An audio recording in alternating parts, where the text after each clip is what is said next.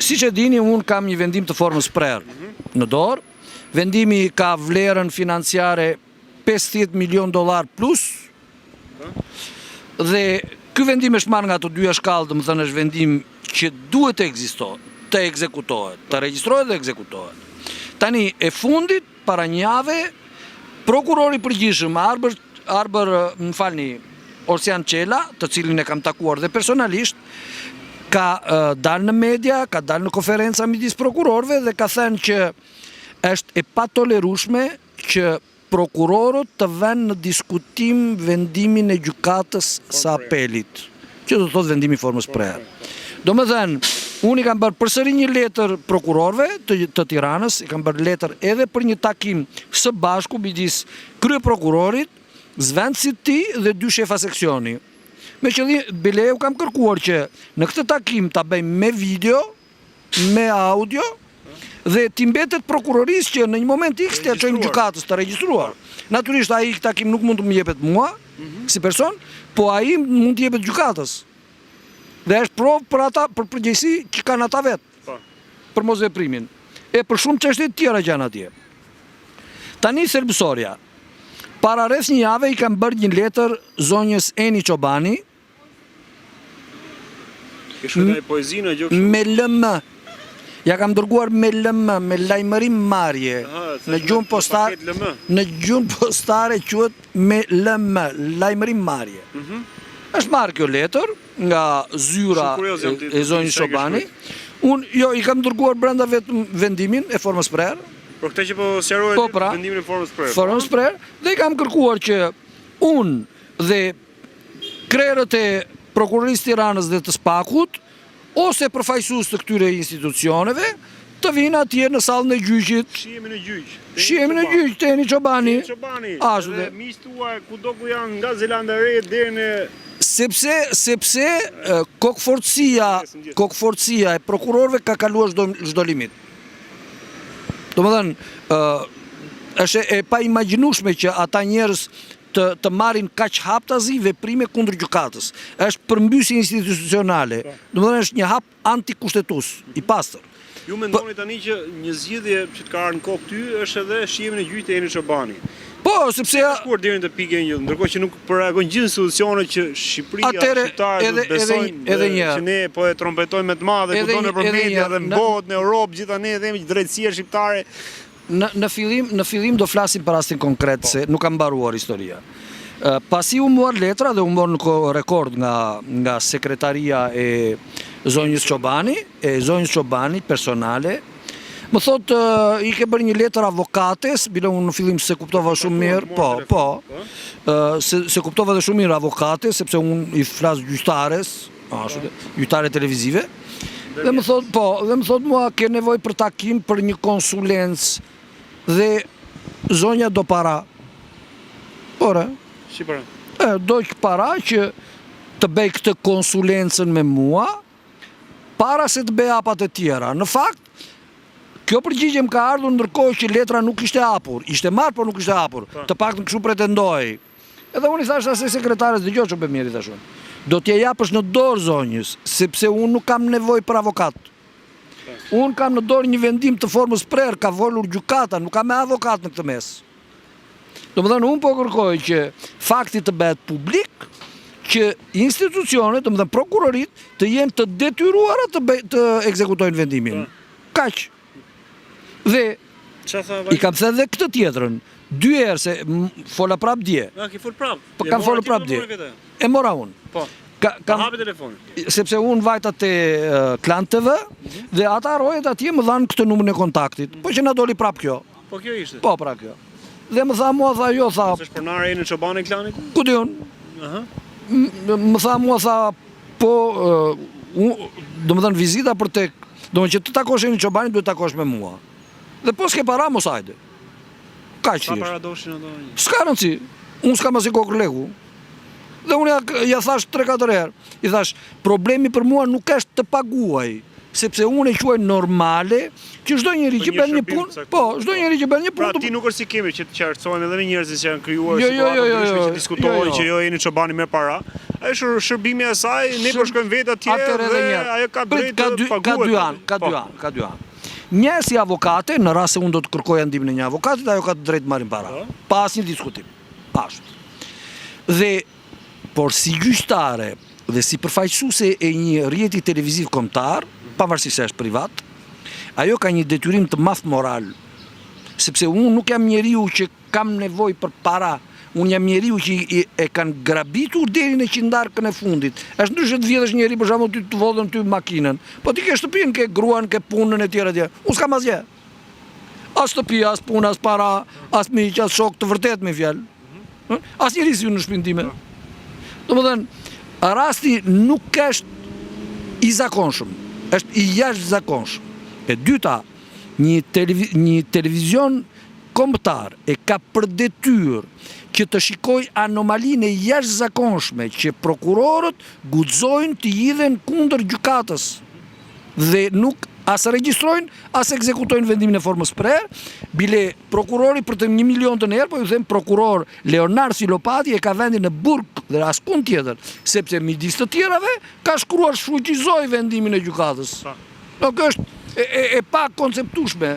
E qartë. Tani Angel, dhe që të thash, të them edhe një gjë tjetër shumë të rëndësishme. Konkretisht ke shqiptar dhe si ka është mesazhi i thirrja. Mesazhi është ky.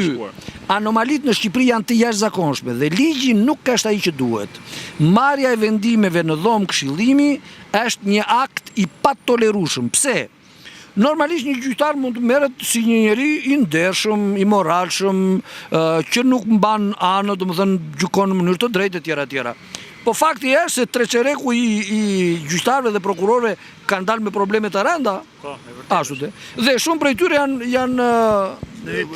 janë në përhetime, janë përjashtuar fare etj. Domethënë në një gjendje të tillë si mund të besohet që një njeri mbyllur në një dhomë atje mund të marrë një vendim të drejtë. Është domosdoshme që palët të jenë aty, që gjithçka të regjistrohet dhe që publiku në X moment, nëse lind nevoja të marrë dieni. Dhe veprimet e prokurorëve janë me të vërtetë të dhunshme. Domethënë, të dhunshme deri në atë pikë sa intoleranca e tyre është pastërtisht kriminale.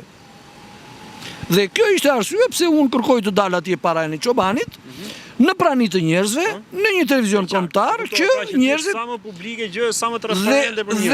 Dhe që të jenë transparente. Ata zotërinj atje, nëse vinë aty le të më japin mua përgjigje publike. Do të vinë ato Angel atje?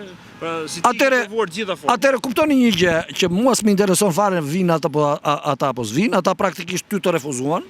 Po, e saktë, po, do të e kemi thënë. Ti ju bëre kërkesë atyre dhe ata refuzuan.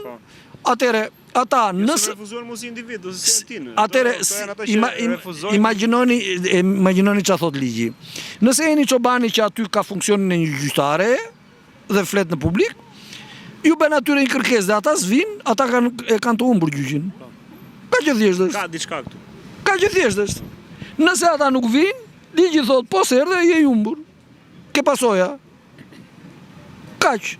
Tani thirrja që kemi për shqiptarë për gjithë ata që po na ndjekin, duhet që atëre unë jam shumë i gëzuar, do ta them, për faktin që në rastin e atij avokatit Elbasanit, pavarësisht konjunkturave tjera, publiku reagoi dhe dhoma e avokatëve reagoi. Dhe edhe mediat reaguan. Është një gjë shumë e mirë. Që nuk e lanë vetëm dhe që të jetë një mesazh për të tjerët. Unë kam përshtypjen që gjykata e Elbasanit bëri një test.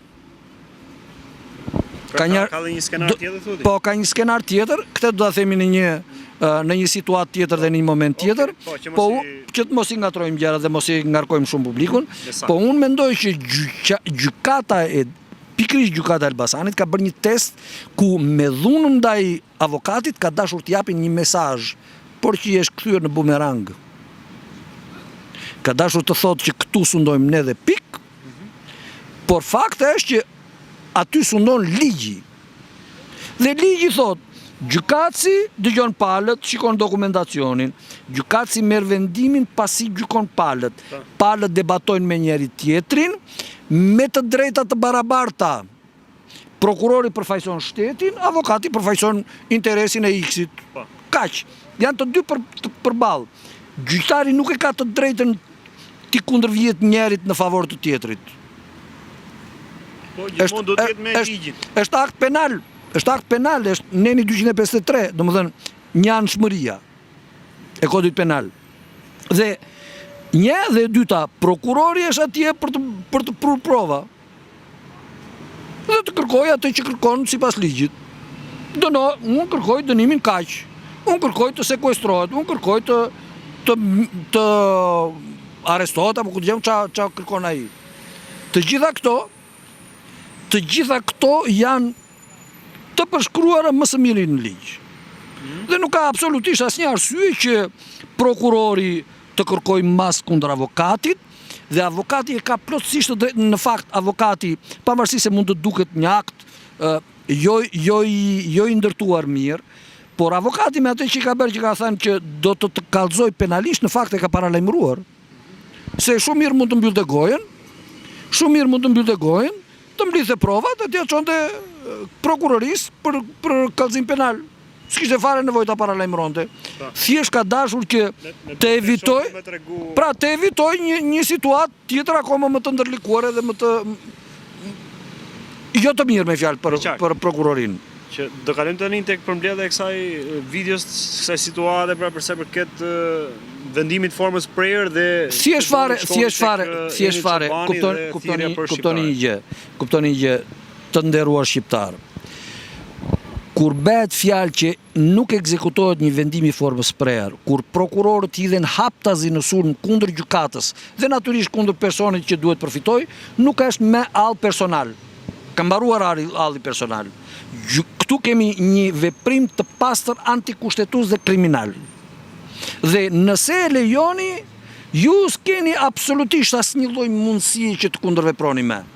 Ata kërkojnë ta bëjnë ligj, që mund të bëjnë çfarë do qefi. Ky është qëllimi i tyre. Po bëjnë me ty, do ta bëjnë. Po mund ta bëjnë kur e bëjnë me mua ata për të tjerë. Kështu që kjo është thirrja. Thirrja që i drejtohet Eni Çobanit që në funksionin e saj jo si avokate, po si gjyqtare, si ndërmjetëse, se ashtu thot ajo, dhe njeri që ka një impakt të madh në publik, të na japin këtë mundësi dhe të zhbllokojmë këtë situatë dhe gjërat të shkojnë në vend jo për Angjël Lukën, për gjithë Shqipërinë. Sepse do të jetë një mesazh jashtëzakonshëm për prokurorët apo për këtë tjetër, që nuk mund të veprojnë kundër vendimit të gjykatës. Sepse duhet të dini edhe një gjë. Atje në prokurorinë e Tiranës nxiten parashtur njerëz jo vetëm për dhunë kundër meje, për veprime gjithfarësh, po edhe për çmime, edhe për çmim të vendimit. Kanë arritur deri atje se rojet atje, kanë bërë kallëzim penal, rojet atje më thonë mua, ke vendim ti, domethënë fshi që në gjuhën e ligjit ka dhe një vepër tjetër penale, që është poshtërimi i simboleve të Republikës, sepse po ta shikoni mirë, në çdo vendim ka një fjalë në emër të Republikës. Para se të shkruhet çdo gjë, atje shkruhet në emër të Republikës. Domethënë kush guxon që ti mund ta kundërshtosh. Me hapat e tua ligjore kundërshton.